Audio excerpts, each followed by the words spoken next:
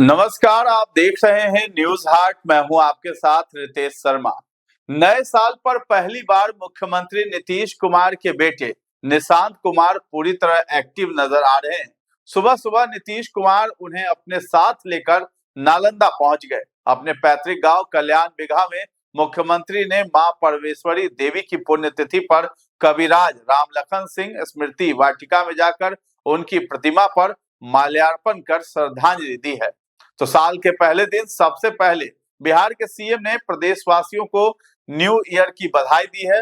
उन्होंने social media account x पर लिखा है कि नव वर्ष के अवसर पर प्रदेश एवं देशवासियों को हार्दिक बधाई एवं शुभकामनाएं। ईश्वर से कामना है कि ये नव वर्ष आप सभी के लिए सुख, शांति, समृद्धि, सद्भाव एवं अनंत सफलताओं का वर्ष हो।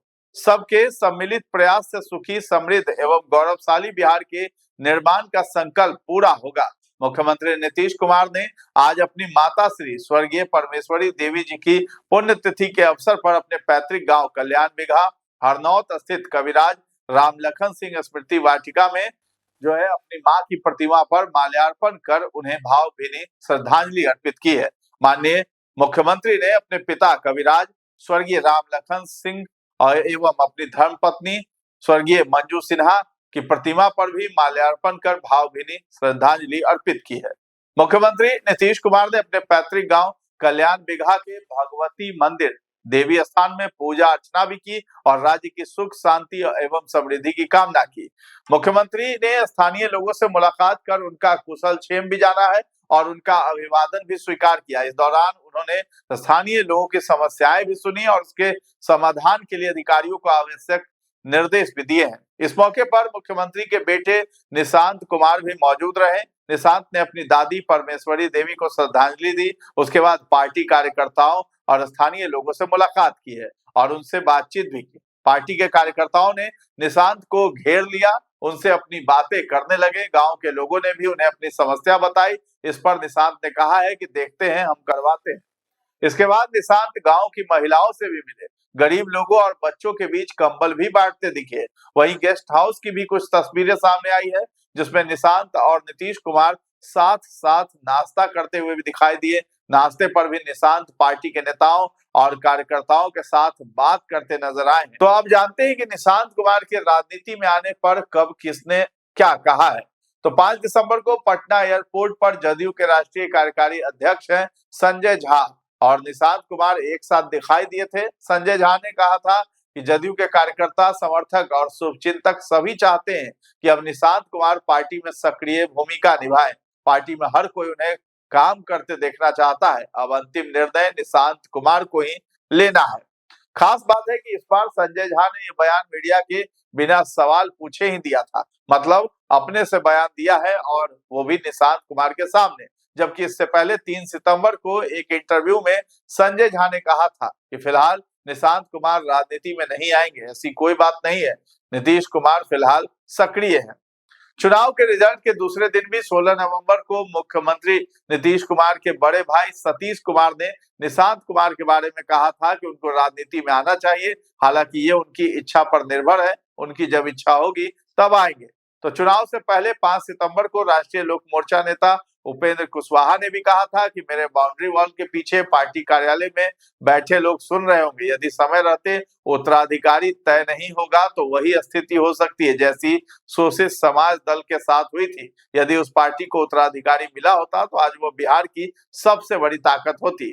इससे पहले भी 20 जुलाई को भी कुशवाहा ने सोशल मीडिया पर लिखा था कि समय रहते नीतीश कुमार अपना उत्तराधिकारी चुन ले। अगर देरी हुई तो इतना बड़ा नुकसान होगा जिसकी भरपाई मुश्किल होगी। कई मौकों पर तेजस्वी यादव भी कह चुके हैं कि पिता यानी नीतीश कुमार का स्वास्थ्य अच्छा नहीं है तो निशांत को आना चाहिए। दूसरी विचारधारा के लोग पार्टी हाईजैक कर ले, उससे अच्छा है निशांत आ जाए।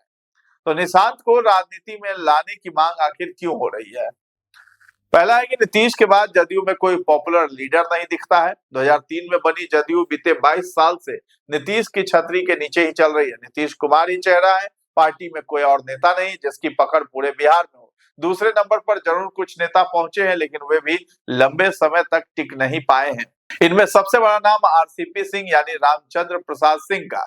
यूपी कैडर के आईएएस अफसर रहे आरसीपी 2010 में नौकरी छोड़कर जदयू में आए थे। उन्हें नीतीश कुमार का आंख कान नाक कहा जाता था। 2020 में जदयू के राष्ट्रीय अध्यक्ष भी बने। हालांकि 2 साल बाद ही दोनों के रिश्ते में दरार पड़ गई और आरसीपी ने जदयू छोड़ दिया। वे भाजपा में शामिल हुए और फिर जनसुराज का हिस्सा बन गए। 2015 में नीतीश के साथ मिलकर महागठबंधन की सरकार बनवाने में अहम भूमिका निभाने वाले प्रशांत किशोर भी नीतीश के काफी करीब रहे। अक्सर वे नीतीश के साथ दिखते थे। तब चर्चा थी कि नीतीश के बाद प्रशांत किशोर ही जदयू का चेहरा है। हालांकि बाद में वो भी अलग हो गए। कोयली समुदाय से आने वाले उपेंद्र कुशवाहा भी नीतीश के करीबी रह चुके हैं। हालांकि बाद में उन्होंने अलग होकर खुद की पार्टी बना ली। कोयली समुदाय नीतीश का कोर वोटर माना जाता है। तो पिछले साल पूर्व आईएएस अफसर मनीष वर्मा का नाम भी नीतीश के उत्तराधिकारी के तौर पर उभरा था। नालंदा के ही रहने वाले मनीष वर्मा उसी कुर्मी समाज से आते हैं जिससे नीतीश आते हैं। फिलहाल वे नीतीश कुमार के साथ दिखते तो हैं, लेकिन पार्टी के अहम निर्णयों से दूर दिखते हैं। बड़े लीडर भी हैं तो कोर वोटर कोयली कुर्मी समुदाय से नहीं है। जदयू में नीतीश के अलावा 4 बड़े नेता हैं। केंद्रीय मंत्री राजीव रंजन सिंह उर्फ ललन सिंह, राष्ट्रीय कार्यकारी अध्यक्ष संजय झा, विजय कुमार चौधरी और अशोक चौधरी। इनमें ललन सिंह और विजय चौधरी भूमिहार हैं, संजय झा ब्राह्मण है और अशोक चौधरी दलित, जबकि जदयू का कोर वोटर कुर्मी, कोयली और ईबीसी है। तो तीनों समुदायों को मिला लें तो बिहार की कुल आबादी का 43% है। इनमें अकेले ईबीसी आबादी 36% है। मतलब यह है कि नीतीश के बाद पार्टी के चारों बड़े नेता जदयू के कोर वोट बैंक से नहीं आते हैं, यानी चारों कुर्मी, कोयली और अति पिछड़ा समीकरण में फिट नहीं बैठते हैं। तो सीनियर जर्नलिस्ट हैं संजय सिंह, उनके द्वारा कहा गया है कि फिलहाल बिहार की राजनीति में पिछड़ा तबका हावी है। नीतीश पिछड़े तबके के बड़े नेता हैं। ऐसे में वे किसी फॉरवर्ड को टॉप लीडरशिप नहीं सौंपना चाहेंगे। इससे अति पिछड़ा तबका लालू की तरफ शिफ्ट हो सकता है। अगर दलित नेता के नाते अशोक चौधरी को विरासत सौंपी जाती है तो अति पिछड़ी जातियां उन्हें अपना नेता नहीं मानेगी। तीसरा पॉइंट है कि निशांत के नाम पर विवाद नहीं है, पार्टी बच सकती है। पॉलिटिकल एनालिस्ट जो कहते हैं कि भारत की पॉलिटिक्स को देखें तो यहाँ पॉलिटिकल साइंस की वेबर थ्योरी काम करती है। इसके मुताबिक लीडरशिप 3 तरह की होती है।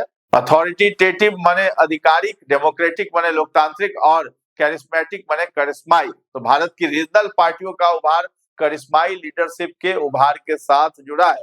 इसमें जब नेतृत्व का ट्रांसफर परिवार में होता है तो विवाद नहीं होता है। जैसे लालू ने तेजस्वी को पार्टी सौंप दी, अगर पार्टी की कमान सेकेंड लाइन के नेताओं को देते तो विवाद की स्थिति बनती हुई दिखती। जदयू में भी नीतीश कुमार के करीबी नेताओं में आपसी तालमेल नहीं है, जिसके चलते किसी भी स्थिति में नेतृत्व को लेकर विवाद रहेगा ही। यही कारण है कि नीतीश अगर परिवार से बाहर के नेता को पार्टी सौंपेंगे तो पार्टी का भविष्य खतरे में रहेगा। तो निशांत कुमार के नाम पर कोई विवाद नहीं होगा और ना ही पार्टी में टूट होगी। तो जिन पार्टियों ने समय से अपना नेता घोषित नहीं किया है उनका आखिर क्या हुआ है?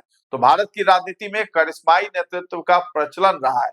लोगों और कार्यकर्ताओं के दिलो दिमाग में नेताओं का प्रभाव रहा है। यही कारण है कि बिना परिवार की पार्टियों के भविष्य पर खतरा मंडराता रहा है। कांग्रेस की स्थिति ही देख लीजिए, पार्टी गांधी परिवार के बिना चल नहीं पाती।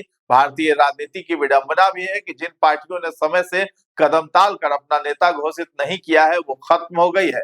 इसे उदाहरण से भी समझिए कि उपेंद्र कुशवाहा जिस शोषित समाज दल की बात करते रहे हैं वो पार्टी बड़े समाजवादी नेता जगदेव प्रसाद की थी। 1970 में उनकी हत्या हो गई। पार्टी में कोई घोषित नेता नहीं था। बाद में ये पार्टी सिकुड़ती चली गई। वही हाल जनता पार्टी का भी हुआ। जनता पार्टी में अलग अलग नेता हुए, उसमें से जनता दल यानी आरजेडी समता पार्टी बनी। जयललिता की पार्टी एआईएडीएमके को ही देख लीजिए, उनके निधन के बाद पार्टी खत्म होने की कगार पर है। तो निशांत कुमार को लाने के ये कुछ कारण थे जो कि नीतीश कुमार चाहते हैं कि निशांत को लाएं, और इसी बीच ये तस्वीर भी दिखी कि कार्यकर्ताओं और महिलाओं से निशांत मुलाकात कर रहे थे, नीतीश कुमार भी साथ थे। तो फिलहाल इस खबर में इतना ही है। न्यूज़ हाट के साथ बने रहें और अभी तक हमारे चैनल को आपने सब्सक्राइब नहीं किया है तो जरूर कर दें। धन्यवाद।